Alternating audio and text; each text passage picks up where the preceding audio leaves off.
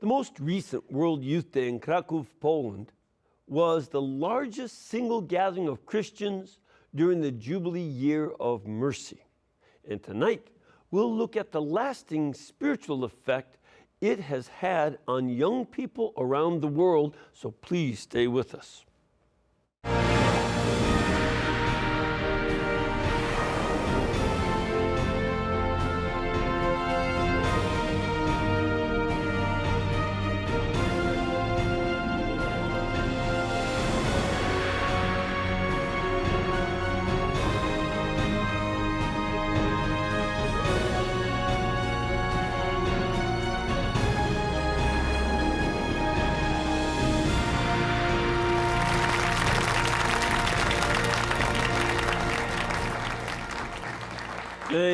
Thank you, and welcome. I'm Father Mitch Pacwa. Welcome to EWTN Live, where we bring you guests from all over the world. Before we get to our guest, we very appropriately have the feast of Saint Vincent Ferrer. He was a Spanish Dominican, and he was born in the middle of the 14th century, around 1350. Very dangerous time, because that's when the plague began. The bubonic plague hit Europe, and he's one of the people that survived. About a third of all people died. He then spent his life as a Dominican priest, preaching all over Europe, so much so that he was credited with having a gift of speaking in tongues, because he could address so many people in so many different places and call them to repent.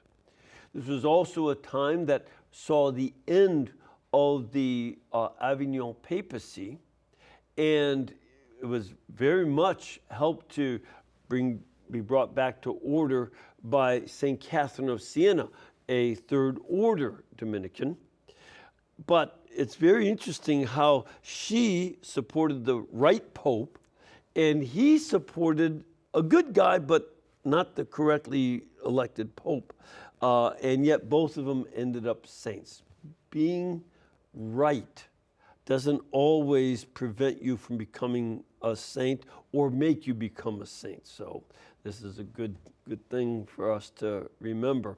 Confusing times exist even sometimes in the present. Now, of course, we have a guest tonight who is himself a Dominican priest. He's working with the Knights of Columbus in their efforts of evangelization around the world, especially in Poland at World Youth Day, where he was the executive director of the Mercy Center. This was the international English language catechetical and youth festival site at the Tauron Arena in Kraków, Poland.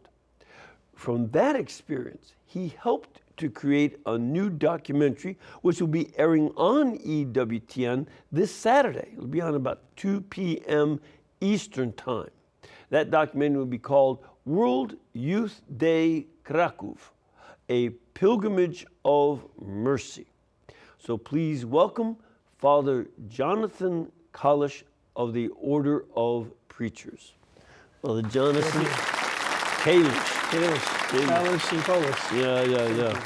Excuse me, I said your name as if it were Polish, but in English it's Kalish. Sorry. They changed it in New York. Okay, well, that's me just going backwards. How long have you been in the Dominicans? I joined 21 years ago. Okay, yes, so that's fairly young. Priest for 14 years this year. Okay, all right, it's a good start. And I'm the opposite, I'm 41 years. And the what you've been doing now recently is working with the Knights of Columbus. Yes. How did you get involved in that? So I was a college chaplain for 9 years and was stationed. Where was that? I was stationed in New Haven, Connecticut at Quinnipiac University for 5. Oh, okay. And up in we all hear about Quinnipiac. The Quinnipiac Pole, that's right. So, and then 4 years up at Dartmouth College in New Hampshire. And at the end of that time, the Supreme Knight Carl Anderson asked me to come on board and work for him back in New Haven, Connecticut, where I live. All right, cool, cool. Is Quinnipiac a Catholic university? It's a private secular school like Dartmouth. Okay, Yeah. okay. So, right. But had a large Catholic presence. Oh, okay, cool. And were work that you now do with the Knights, what precisely is that? So I'm the head of the chaplains. So every local council has a priest chaplain involved. So we have about 15,000 councils all over the world. So my office deals with the needs of the priest chaplains and helps to encourage the spiritual formation of our brother Knights and their families. All right. See, that's one of the things that I think is a very important element for our audience to understand. We've talked about this before in regard to the Knights of Columbus, that this is not just the substitute pancake makers of the world. They do tremendous amount of other things. You might see them in your parish making pancakes. Sure. But that is not the core of it's always being a stepping stone, if I could. You know, I think for men bond, I think, in a particular way by doing things together. That's right. And so the Knights, of course, are the largest lay organization in the world with over 1.9 million members, mostly in the United States and Canada, but also around the world in places like the Philippines, Mexico, Poland, Ukraine, Lithuania, South Korea. So we continue to expand. But, you know, for men, that soft invitation, let's say, to come and do a work of charity actually evangelizes first the man himself. You know, my brother-in-law in New Jersey, he and one of my nephews pretty soon will be going out, and they spend a whole weekend in their town raising money for the mentally disabled. And they just, the whole Saturday, Sunday, they go out there, you know, with a jar for donations and diners and on street corners. This is organized by the Knights? Organized by the Knights of Columbus. So we've always, historically, the Special Olympics was one of the great charities that the Knights of Columbus, from its beginning, was a part of. But we do many charitable works that, again, first invites the man to become hopefully a better husband, to take a good man, make him a better husband, a better father, a better son, a better brother. So there's a low threshold for entry. You know, you just have to be a Catholic, 18 years old, and desiring, or more. That's right. But we do have young Knights, you know, as well. Yes, that's right.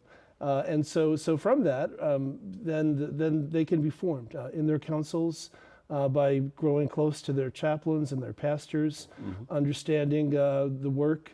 You know, we like to say that the Knights of Columbus is the right hand of the church. And so oftentimes that manifests itself in works that will lead to financial help for the parish, for the pastor.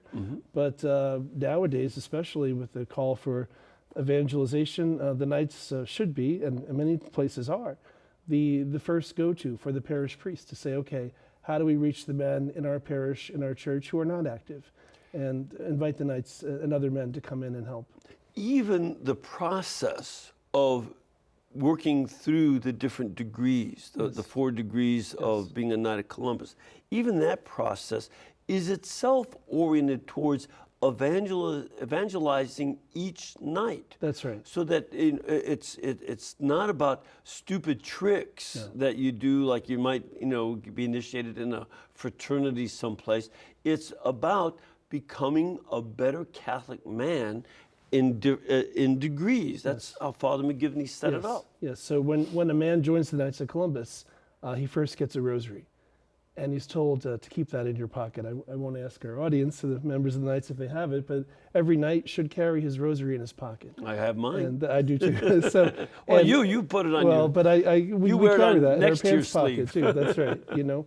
And then, you know, the charity, you know, unity, fraternity, patriotism, all the degrees, let's say, of the order point, of course, the man away from himself towards the world, towards the church, towards those in need, especially the focus on the Eucharist. Yeah. You know, that I think our spirituality is the spirituality of the church. Mary, the Rosary, the Eucharist, participation in Mass, and participation with the local parish and what their local needs are. You'll find the Knights active in that. Yeah, no, this has certainly been my experience. I'm a 4th degree Knight myself, though they wouldn't give me one of those swords. No. The priests don't get those. You probably have one at home, though. Well, You never know. The but I didn't get one because we as priests have a different role within the Knights. But it's a very honorable and wonderful preparation for people to become ever more deep in their faith, in their commitment to Christ, to His church, to their families. All of this. Studies have shown, of course, that the most telltale sign of whether one's children will live and practice their faith as they grow older is whether or not they saw their father praying.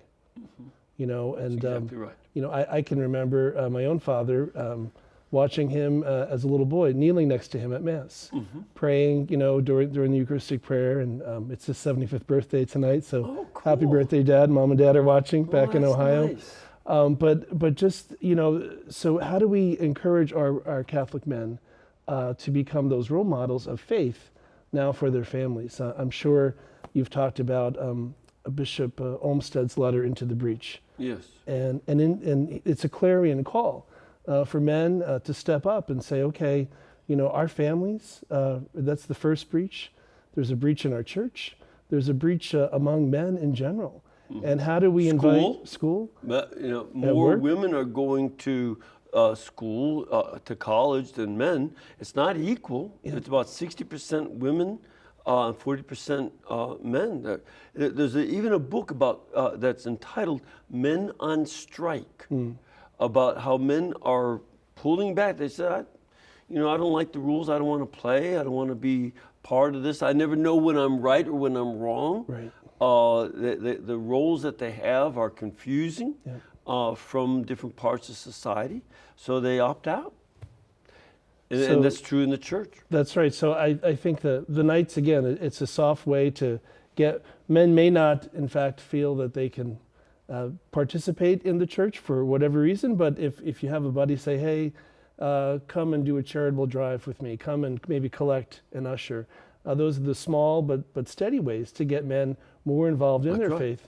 And then as they marry, as they have children, to begin to form the men so that their time, let's say in the council meeting, is a time of faith formation. Yes. So that they can then go back and understand what their vocational responsibilities are at every stage. I love to tell the story about Father McGivney. First of all, explain who Father McGivney was. Yep. So he was a diocesan priest from Connecticut. His parents had emigrated from Ireland, and he was ordained in 1877, right before Christmas. And he's sent then, at the age of 25, he's sent up to New Haven, Connecticut, where St. Mary's Church, where I live, he becomes the vicar. And during that time, priests in Connecticut had a very short lifespan. You mentioned the bubonic plague in St. Vincent Ferrer's time. In Connecticut, the Catholics were all mostly Irish immigrants, and they were dying of tuberculosis and from working in the mines and all the hard labor jobs. As well as the housing didn't have any circulation. That's right. And people were getting tuberculosis just from the stagnant air in the houses. Yep. And overcrowding. So the priests ministering to their Catholic flock with the smell of the sheep, right? They were actually catching the tuberculosis and dying. I think the average age was about 35 for a priest in Connecticut at that time. So Father McGivney was never a pastor of St. Mary's. He was the vicar, but the whole time he lived there for about 7-8 years, both pastors were ill. And so he really had the faith formation of the entire community in his what he was charged to do. And what was fascinating, during his time, the New York Times had a front page article speaking about the blight on Hill House Avenue. Now, Mark Twain had written that Hill House Avenue, where St. Mary's Church is in New Haven, he called it the most beautiful avenue in America, surrounded by stately mansions, Yale University. And the Catholics in the early 1870s had purchased property and built our current church of St. Mary's right there. And the New York Times said, those foolish Catholics, they've run up an enormous debt, and the only parishioners are Irish servant girls. Now, that was in the front page of the New York Times. Now, there was probably some truth to that. So they were sort of looking down on people even back then? Even back then, that's right. Boy, they haven't changed. So they were attacking Father McGivney's parishioners. So you get the sense, though, that maybe there was only mostly women coming, but we do know that there were some men in church at that time, and they had all been actually veterans of the Civil War. They had fought for the North, and they were part of Father Crosby's Irish Brigade. Maybe received his blessing on the battlefield there in Gettysburg. And Father McGivney went to them and said, how do we reach the young men who are not coming to church? Because for various reasons, many of them weren't married, many were working the odd jobs, but many of them were actually joining anti-Catholic movements to get a leg up, let's say, in the workforce. Such as the sort of Masonic groups. Lodge, That's right. And other groups at the time, Which was, belonging to the Masonic Lodge was forbidden to Catholics. That's right. Still is. Yeah, still very much so. I must say. So very much so. So Father McGivney's charge was how to reach these men who aren't coming to church. And what he did was he founded the Knights of Columbus. And what was fascinating to me is that he used Columbus as the most well-known depiction of an American Catholic. Even though they were all Irishmen, they could have been called the Knights of St. Patrick. But he already had a sense that what was needed wasn't just for the men of St. Mary's, but for Catholic men all over the country at that time. And then the men themselves, they wanted to be called knights. Again, they were Civil War veterans. They were in their late 30s. And they knew the power of fraternity, of doing things together as men, in this case fighting. And so they wanted to intentionally take on the spiritual battle that lay ahead. And so they chose knights. And so the Knights of Columbus actually were born 135 years ago last month in the basement of St. Mary's Church. Now, this concern for youth is still something that you have and the Knights have. Yes. This is why they went over to World Youth Day, correct? Yes. What did you do exactly? What was this Mercy Center about for the English people? We were asked by Cardinal Dziwisz of Krakow to run the international English language site. He knew that many pilgrims coming wouldn't be able to speak Polish. It's a pretty difficult language. That's right. So we don't do vowels. It's got the accents, Yeah. And so the Knights, previously in Sydney and in Madrid, we had partnered with the Sisters of Life, with other church organizations to put on a catechesis and youth festival site. So they gave us the Tauern Arena, which was the newest facility, 20,000-seat arena in Krakow. And for 3 days, we had Cardinal Dolan, Cardinal O'Malley, Cardinal Tagla from the Philippines as the main catechists and preachers for the English language masses. And then all throughout the morning, we had a whole faith formation program that featured people like Curtis Martin, Sister Bethany Madonna, some of the Divine Mercy sisters from St. Faustina's orders, from the Sisters of Congregation of Our Lady of Mercy. So they were all present, and our goal was to show and highlight the aspects of young Karol Wojtyła's life and vocation, recognizing that every pilgrim would have been thinking about the same thing that Karol Wojtyła at 19 or 20 was thinking about when he lived in that same city of saints of Krakow. What am I called to do with my life? You said you called it the City of Saints. Why is that? Well, in about a square mile, you've got St. Jadwiga, St. Stanislaus, St. Hyacinth, St. Brother Albert, St. Faustina, St. Kinga. Who am I forgetting? They're all buried there. So Kunigunda too. Isn't she there? Yes, St. Kunigunda is there yes, too. That's right. Yeah. So, but it was a city that we can say George Weigel has called it that formed, John Paul II. That taught him by walking and praying in those same churches that were never destroyed. But so they date back to the 1300s. Wasn't attacked during the war. It wasn't bombed by anybody, so it was pretty much intact. That's right. And there's a pew the casket with the body of Saint Stanislaus, Bishop and Martyr, is right up above an altar, and he used to go and sit there. That's right. Before he started seminary studies, and there's one pew where he used to go and sit and pray all the time. And you can visit the home of young John Paul II, Karol Wojtyła. He moved there, of course, with his father. And he spent 1 year at the university, and then the Nazis invaded, and then they shut down the university. Yes. But as you know, He then was, like every young man, forced to work. He worked in the Solvay chemical plant just outside of the city. And of course, on his way to and from work, he would often go and stop and pray at the chapel of the Congregation of Our Lady of Mercy, the Sisters of St. Faustina, and even pray in front of the miraculous image of the Divine Mercy that we know of today. The Nazis had ordered all the other churches to be shut down, but not that one. They let that one stay open. And I love being over there when you can see St. Faustina's original grave overlooked from a knoll down to the Sovine quarry where he was working. That's so right. It's as if she was sort of interceding for him. Today, of course, that's where the new St. John Paul II shrine. We have one in Washington, but the Krakow Archdiocese has built a shrine to St. John Paul right on that property near the Solvay chemical plant. Yeah. So it's beautiful. Now, you, in addition to catechizing, you also dealt with the issue of religious freedom versus persecution for young people.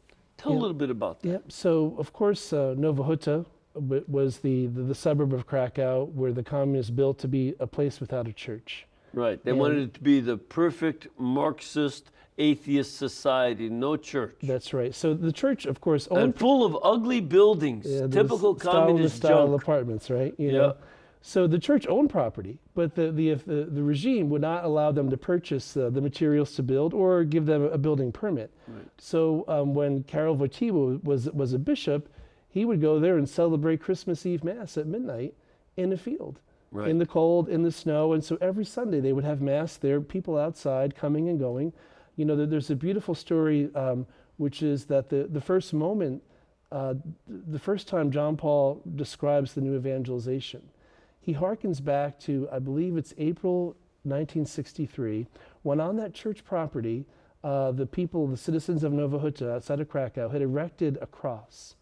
Right. And one afternoon, communist thugs come by and they take it down. Well, the women in the surrounding Stalinist apartments watching that, they go out there with their pots and their pans and they stand around the cross to defend it. And then the men coming off from the work plants, they grabbed axes and whatever they could to go back out there and defend. And John Paul II, then Bishop Wojtyła, also was there defending the cross. In 1979, when he went back as Pope, the authorities would not allow him, of course, to visit that site or to visit the Church of the Ark because it was so poignant. Charged, right. That's right. So from a monastery in Mogiła, he said that where the cross stands, that's where the new evangelization begins. And he was actually speaking about that April 1963 moment. So, and he was someone who understood persecution first by the Nazis and then by the atheists, the communists. That's right. And this related to the Middle East Christians who came to Krakow as well. So Pope Francis, of course, asked the World Youth Day to have, that ecumenism of blood that he speaks about, which is the Christian persecution, to have them present. And so it was our goal to put them before the young adults of the West. Not without some opposition, I'll say, that some people said, well, the young people today, they're not interested in that. You should rather entertain them. But we had a religious freedom panel that included the Archbishop of Erbil, Iraq, George Weigel, Archbishop Lori, and several other members of the Suffering Church from Iraq and Syria. And what was beautiful, it was the same moment that Pope Francis was arriving, and it was a risky move for us. We put them on the main stage in an arena built for 20,000 people, and despite warnings that no one would show up for that, when he came on the stage and was introduced, the arena was filled up to the rafters. Over 15,000 young people stood, gave him a standing ovation. Gave who? The Archbishop of Erbil, Iraq. Okay. When they introduced him, everyone just knew, okay, here's a man who every day risks his life. And what was beautiful in his speech, he said, your faith, your standing strong in the faith, actually helps us to stand strong in our faith. And vice versa. Let's take a quick clip that we have about the persecuted church in the Middle East. Show that. Among the crowd welcoming Pope Francis were young people from the suffering church in countries where Catholics are a distinct minority. Because I'm living in Pakistan, and you know we are only 1% here in Pakistan, living like as a minority there. We don't have so much to cover the faith, but coming there we feel like we have our brothers and sisters, which are universal church, which is truly a universal church, and we are not alone in Pakistan. It is a privilege to be here, to think there are so many countries in our world that are still not able to be free. If you walk around and you see different countries screaming on the top of their lungs, they're excited, but it also could be that they don't have the freedom in their own country to do this. I think one of the things that's been striking about this World Youth Day in particular is that our young people have had a chance to hear directly from persecuted Christians, from archbishops and lay people who are right in the teeth of religious persecution and even genocide. When I find myself struggling with forgiveness, struggling to forgive those who have killed my people, I'm reminded to look to Jesus on the cross. Jesus prayed, "Father, forgive them, for they know not what they do." Please join me in welcoming Archbishop Warda, who's come here from Erbil, Iraq.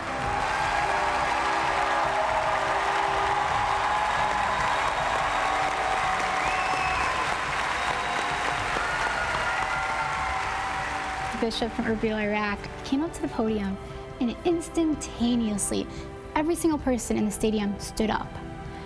Even though it feels like sometimes no one's listening, that moment, I knew that we are one body and we will stand together. Today, I would ask you to tell everyone that there are Christians who are persecuted because of Christ. And you are the one who will carry this message. I would ask you to continue the prayer for the persecuted Christians.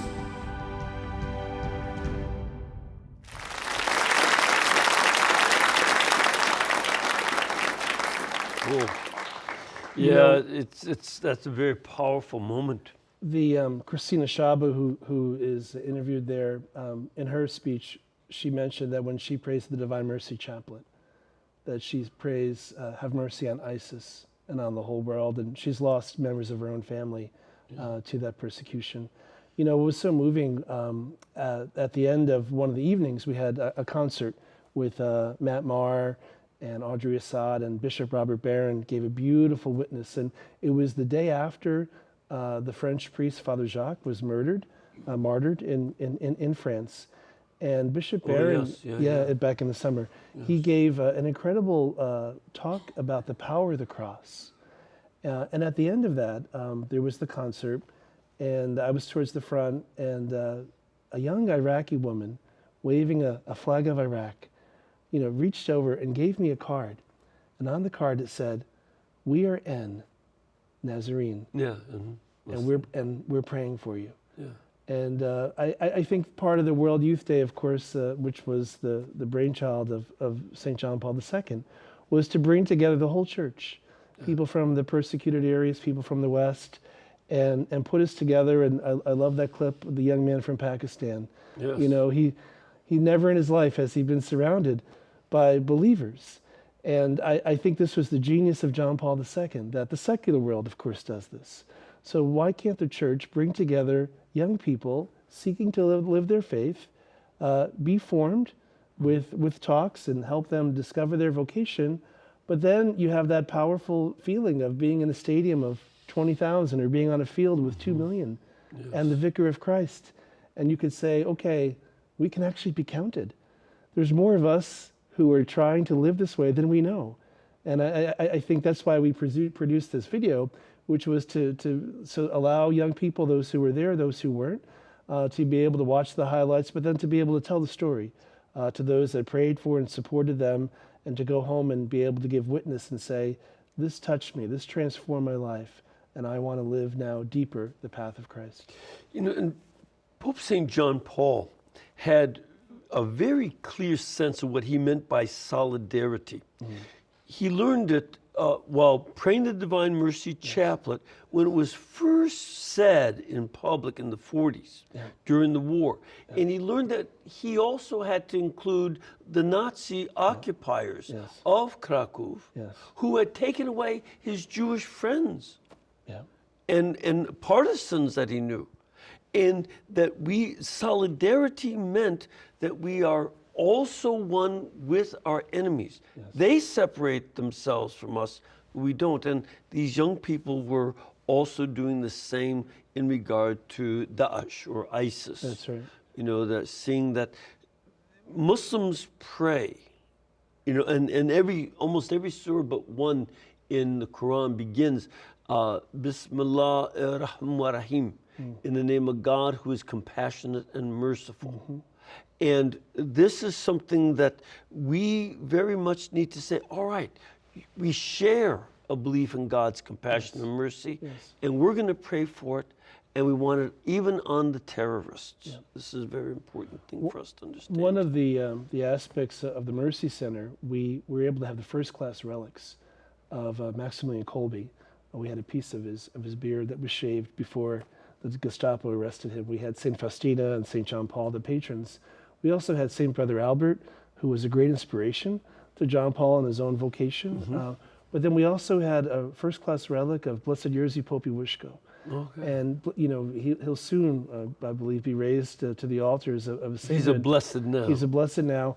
But of course, he, being inspired by that message of solidarity, he would always preach, we must overcome evil with good and forgiveness. And so that was very much present, I would say, among the young people there in Krakow. He was someone who was martyred by the communists during the solidarity movement and trying to keep peace, but he died.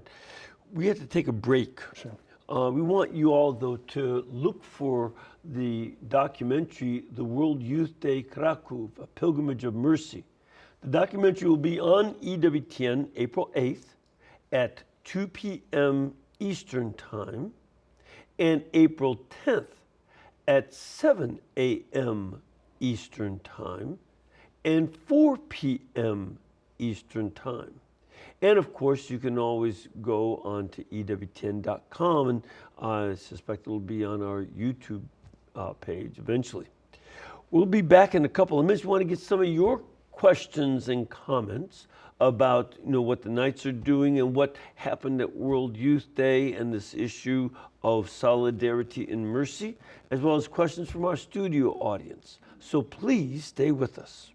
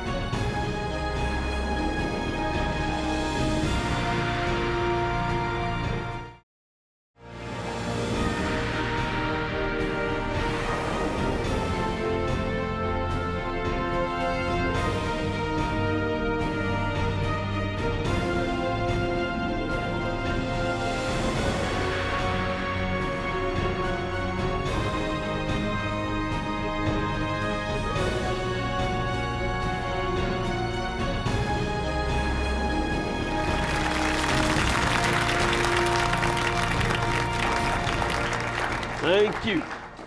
Thank you. First of all, I want to invite you all to do what these nice people done. Most of them have come all the way down from the Toledo, Ohio area. And we love having you here. And if you want to bring a group of pilgrims from your own area, your parish or other your town and such, or if you want to come alone or with your family or with a few friends, it's all good. So contact our pilgrimage department at 205-271-2966, or you can contact EWTN.com, and they will give you information about the scheduling of masses here, programs where you can be in the studio audience, places to stay, places to eat, directions up to Hansful's to go pray with our sisters. So we'd love to have you come here and join us. Father, are you ready for some questions? I sure am. Well, let's giddy up. Start off with Mercedes. Mercedes, where are you calling from? San Antonio, Texas. Well, aren't you something? I love San Antonio. What is your question? I have two sons. They are Knights of Columbus, but they stopped going to the meetings and joining. They used to work and help when they were asked, and they used to go to adoration all the time. Now they don't go anymore. As a matter of fact, one of them is at Krakow, Poland right now visiting. He'll be returning in May the 16th. I wanted to know, how can I help them return to the Knights of Columbus? They were so dedicated. Sure. They had a misunderstanding. One of the pastors said that he couldn't remember that he gave instructions for my husband to become confirmed before he died. He did become a Catholic before he died, but he wanted to be confirmed. How can I help my sons understand that that's already gone? And okay. All right. Good. Well, that's a good thing to answer. So here, some misunderstanding or problem with the pastor, they stopped going. Yeah. What do you? And the pastor is no longer there. Sure. What do you do? Well, it sounds like one of the sons is going to come back, hopefully enthusiastic about visiting Poland and maybe praying there at the tomb of John Paul II. But I would say certainly, it's a chance for them to start afresh, hopefully, with the new priest.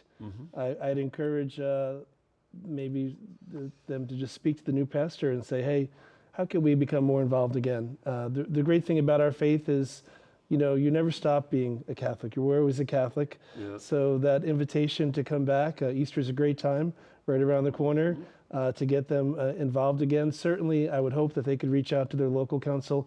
In Texas, we have over 100,000 brother Knights in their families. So maybe if that council isn't the place or the parish, maybe there's another place. But we're very active down there. So hopefully they could find an avenue to become more involved.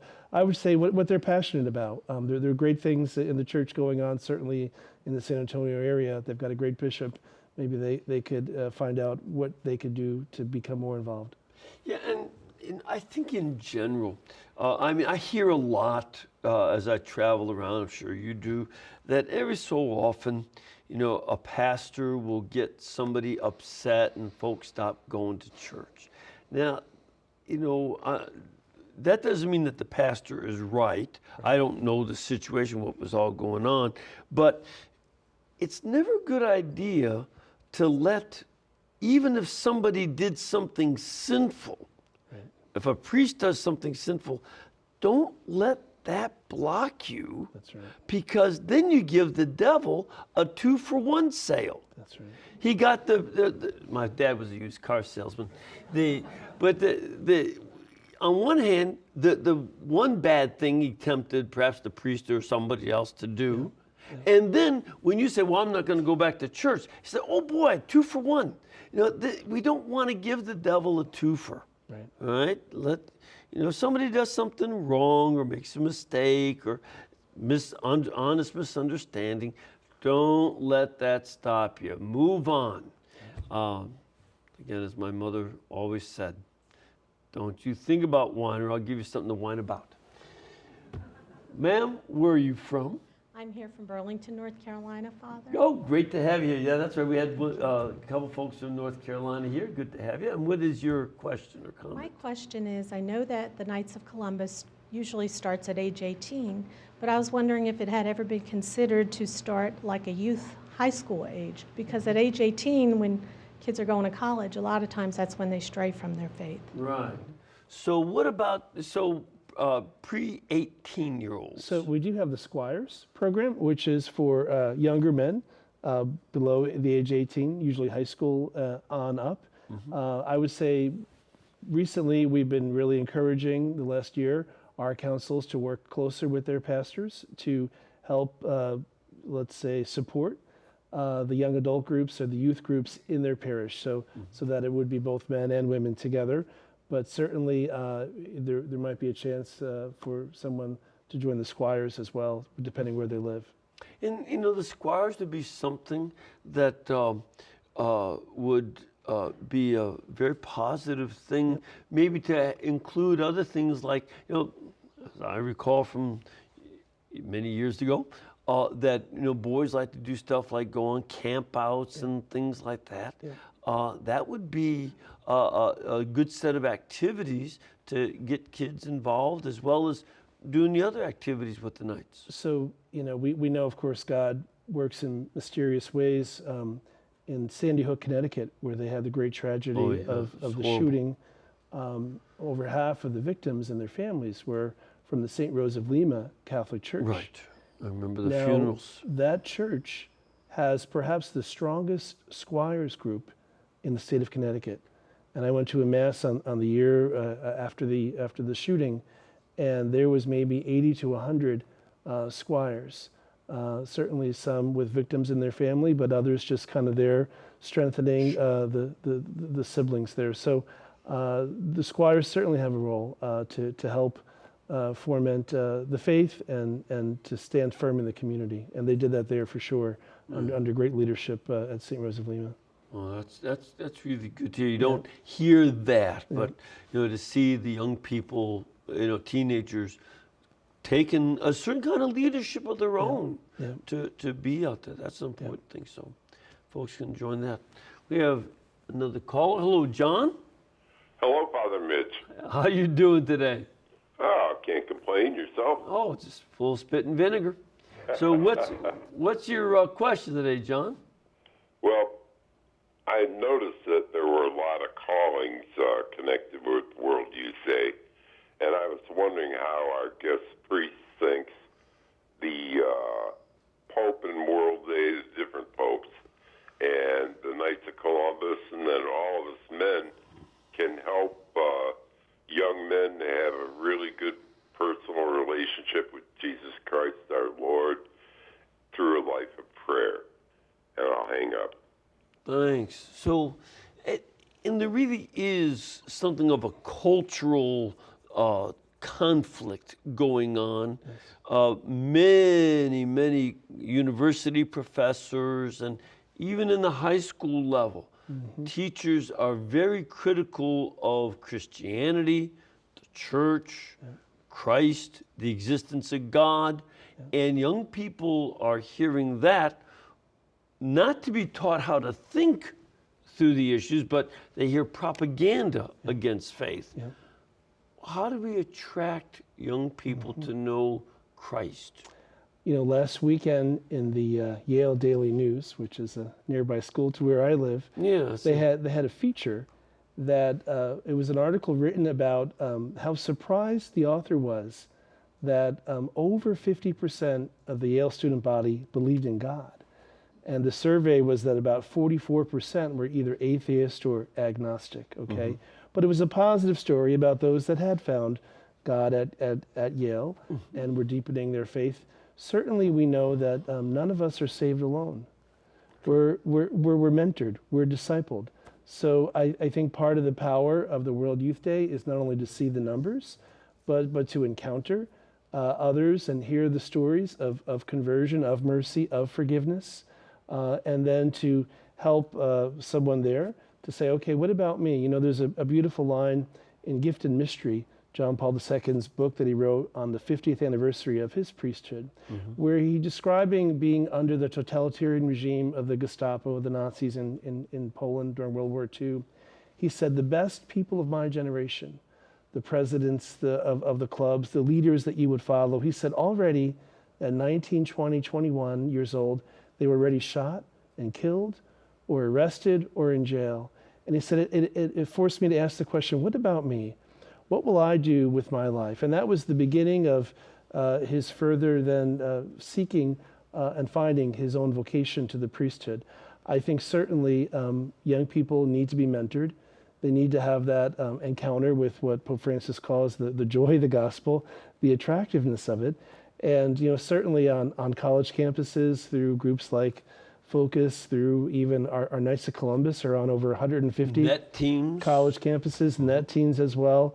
I joined the Knights in college myself. I was playing the pickup game of basketball. The ball went out of bounds, and Frank Nolan, who was a senior, was in Navy ROTC. He came up to me and said, "Hey, I've seen you go to church."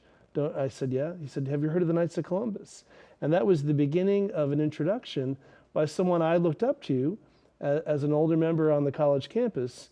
And he mentored me then in my own faith journey and eventually led to my own call to the priesthood.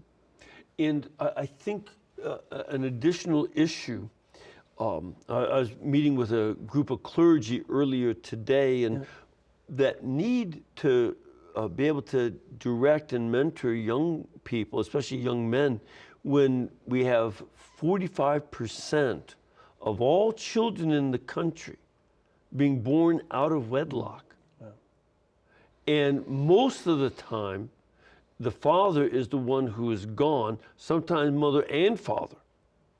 And so the need for other men to step into the breach, as Bishop Olmsted called it, this is our task, to invite them as men to show this is a way that you can follow Christ, and this isn't wimping out. It's going to be courageous. That's right. Speaking of young people, we have a young man here. Sir, where are you from? I'm from Jackson, Michigan. Aren't you something? And you're a Detroit Red Wings fan, I see. Good for you, good for you. And what is your question? I was just wondering where the next World Youth Day is going to be and what it's all about. All right, so, Father, I'm so old they don't even tell me these things. There's no way they'll let me near Youth Day. Old Day. They got to get Old Day for me. Where is the next one? So the next World Youth Day will be in Panama in 2019. It's going to be Panama City, Panama. Okay. And it's going to be in January of 2019. And in fact, it's very timely because right now they're meeting in Rome and they're doing the handoff of the World Youth Day Cross, which always travels all around the host country from the Krakow World Youth Day Committee to the Panama Committee. And of course, the Sunday, Palm Sunday, is the International World Youth Day, so the Pope will have a special message for the young people of the world for the preparation for Panama. And the themes that the Pope Francis has chosen will be about the Blessed Mother. So all the coming 2 years will be themes preparing that she shows us the shortest and the quickest way to her son, Jesus. Okay. Well, and young man, I hope you have a boat. That whole canal goes right through that country. I'm sure you can sail right down from either coast and get over there. That would be fun, wouldn't it? Taking a boat down there? Well, we have another question from our studio audience. Ma'am, where are you from? Avila, Indiana. Good. Is that named after the town in Spain? I don't think so. No? Avila? LLA. Okay, no, so it's not. So what is your question? How do you get a Knights of Columbus started in your parish? So how do you get a council started? That's great. Great question. So I would say speak to your pastor first to see that he's open. We don't go where they're not invited first. Yes. But every parish should have a Knights of Columbus Council. We believe that there's a great need for that. We have state structures, so if there's interest, they could form what's called a round table, which is a group of about 10 to 12 men, and they could be mentored by other brother knights, and then when they have a group of 30, you have a council, and now, then we go through that. On the other hand, ma'am, you can't join. But you can instigate the men around you to do so. Absolutely. One of the great things that I've learned more and more as I work with the Knights, we do so much good around the world, actually. When we talked about the persecuted church, the Christians at risk, Recently, the Supreme Knight Carl Anderson announced a donation of almost $2 million to the church in Iraq and Syria to give Easter baskets to the refugees, those that are in the settlements. And I think with the Knights of Columbus and our families have raised over $14 million the last 2 or 3 years for the persecuted church. Of course, we do also have the St. John Paul II Shrine down in Washington, D.C., which is a great treasure. Next time you're back in Washington for the March for Life, I'd encourage you to go visit it. It tells not only the story of his life, but really reflects on his teachings so that every generation will become a JP2 generation and understand his message, which was so central even to the church today. Yeah, very much so. Yeah. And it's not a lot of things around the country that are related to the Knights of Columbus. As a matter of fact, a lot of folks don't even know this, but the phrase in the Pledge of Allegiance, "One nation under God," was introduced by 1954. Right. It was a petition by the Knights of Columbus to get that phrase attributed inside the Pledge of Allegiance and was adopted. Yeah. So the Congress That's right. adopted that because there was a knight from Ohio, I believe from the Cleveland area, and his son is a Jesuit. That's how I know him. Okay. His last name was Rabo, Wow. and his son was Father Durham Rabo, and it was his father who introduced that bill, I believe. Wow, that's great. And so this is, I know it ticks off the atheists, but the Knights still got that into the Pledge of Allegiance, because the nation is founded on principles of faith. Yes. That the rights to life, liberty, and pursuit of happiness come from the Creator. That's right. Not from the state. That's so right. Knights were helping to recognize that. And certainly, especially our fourth degree members stand, really for religious freedom and faith. Of course, the Fortnight for Freedom, which is every year in July, really calling on all of our citizens to respect the conscious rights of everyone and the faith formation as well. That's right, and that's a very important thing because governments, through history, oftentimes try to keep religion under their control so that they keep the people quiet, but they don't want religion to be critical of government leaders or immoral things done. The Nazis hated the church, and they wanted to arrest and kill Pope Pius because he was doing so much. So the atheists and secular people fear the church. They fear God. Sure. And so we try to give them something to be afraid of. That's our job. Yep. And the Knights are something I want to just let people know.